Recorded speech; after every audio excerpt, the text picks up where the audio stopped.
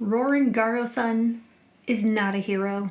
Roran Stronghammer, still debatable. Most of what I'm saying about Roran is going to be coming from Eldest, the second book in the inheritance cycle. It will have spoilers for both of the first two books, but we don't really know much about Roran in this first one. We get a lot more here in Eldest. That was my spoiler warning, so you'll want to have read the first two books before watching this. What we know about Roran from the first book is that he likes Katrina. He likes her enough that he would like to marry her, but he's not in a place to offer marriage right now, so he has to basically move from young manhood to manhood, and to do that he feels that he needs to leave home and go get a job, and he's a little afraid of telling his father Garo. Garo is very stern, very opinionated, and so Roran is pleasantly surprised when his father is fully supportive. He expected resistance, but Roran is following the natural path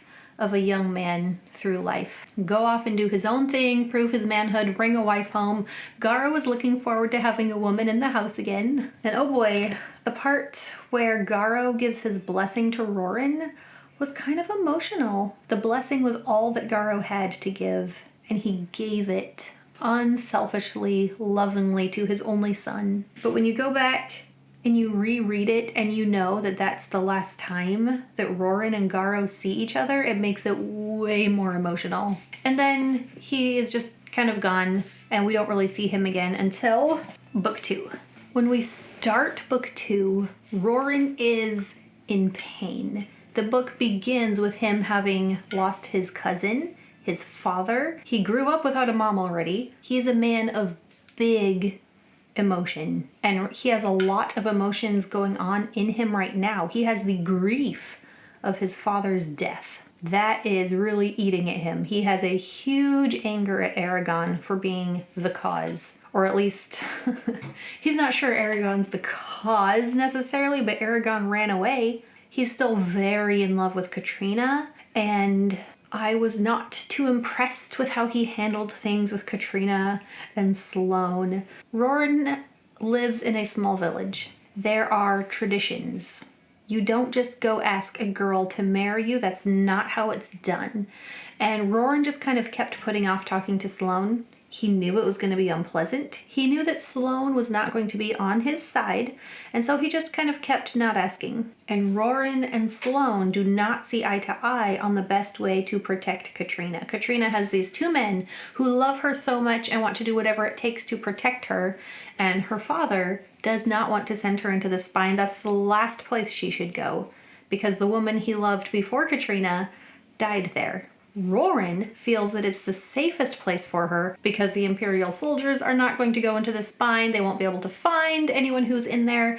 It's the best place to hide her away. This causes a problem. But additionally, there's the problem of him going behind Sloane's back and asking Katrina to marry him, which is not done. And then he just tells Sloane, "We are betrothed." And good on Elaine for getting onto Roran. Roran is young and inexperienced. It's not like he's been around a lot of other women. He didn't have his mother there to teach him stuff. And Elaine is gonna give him the smackdown if he needs it.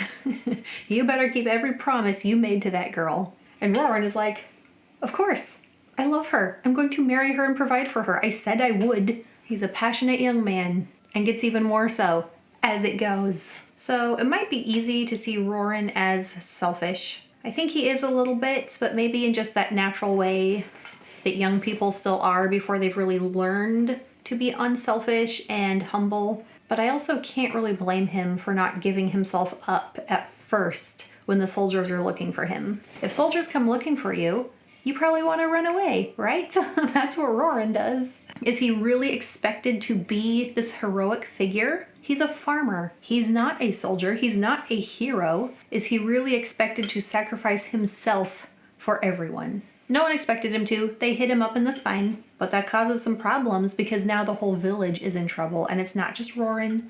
Roran can't just take the blame for it all because some of the other guys go out there. They're willing to fight the soldiers. And things kind of start to get out of hand. It's to the point that Roran giving himself up is not going to help now because now the whole village is in trouble. And the father of the woman that Roran wants to marry is a betrayer. I don't know what Sloane's ultimate goal was.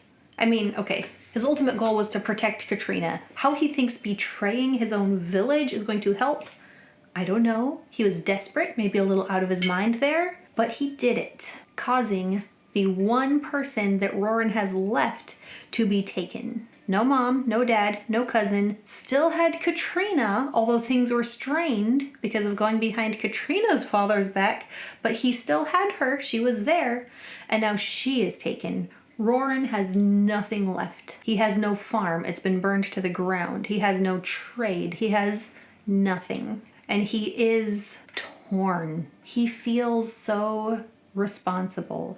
If he had just given himself up in the first place to the soldiers, they would have left the village alone. They would have left Katrina alone. Too late for that now. Now, he feels like he has to fix it. So being the passionate man that he is, the man of big and strong feelings, he decides, I am going to take the entire village south to the Varden. That decision felt a little bit selfish to me. He's trying to get what he wants and like excusing it by saying, well, I'm also saving the village. I don't know. He also really truly cares about his people, Carvajal. So I don't know. That was a little hard to tell. What he really wants is to rescue Katrina, but he can't leave the village behind. He can't abandon them. So he tries to do both. Save the village, on the way, find out where the Razak are, and go rescue Katrina.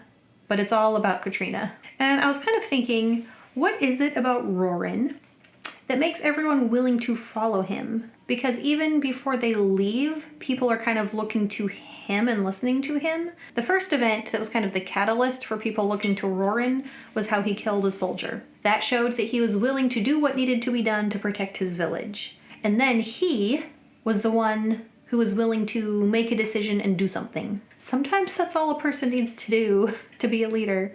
Just be the one to say, let's do this, come on. And as he was willing to make decisions and willing to do whatever needed to be done, he also showed compassion on the other villagers. He was willing to help whoever needed help. He would pitch in and carry stuff. He showed real care. So he's not just trying to take control of the situation, he's trying to take care of them. And I think that showed, and even the men older and more experienced than him respected him for that. And along the way, he has to do things that he never expected to have to do. The life that Roran expected was the life of a farmer. He expected to live his father's life. Marry Katrina, work the land, live happily ever after. Easy peasy. But then evil came to Carvajal. And it's hard to have a happily ever after when you have enemies trying to destroy you. So the strength of his passion convinces the villagers to follow him, to leave the home they've lived in for generations. This is a people connected to the land. They don't want to leave, but most of them are smart enough to see that if they stay, they're just going to get killed, so what's the point? And Roran himself starts to become someone that he does not admire. He understands that he has done things he would never do, and things that don't necessarily make him a good guy. He's not just seeing uniforms. He's seeing real people that he's killing. And that is hurting him inside, that's changing him, but he can't turn away from that path now. He has to keep going. He has to keep doing whatever needs to be done. Heroes save people. Roran has been killing people. Kind of reminds me of the inner turmoil of Kaladin from the Stormlight Archive. And he wonders if he's even a good guy because good guys help people, and he is helping his own people by hurting other people. And he's not sure how he feels about that. And ultimately, he succeeds. He gets his people to Serda. He gets them to the Varden, mostly in one piece. Not everyone made it. And his meeting up with Eragon was very poignant. The two cousins, they've both changed so much. They've both gone through so much. Neither of them look the same. Neither of them are the same person, but they're still family. Roran is all that Eragon has, and Eragon is all that Roran has. And I won't say anything more ahead of their meeting because no spoilers in case you've only read the first two when you watch this. If you haven't watched them yet, you can watch my video on Eragon's skill versus talent, also from Eldest, or why Saphira was correct in choosing Eragon, which I will also link. And I will hopefully see you back here for more videos. Bye.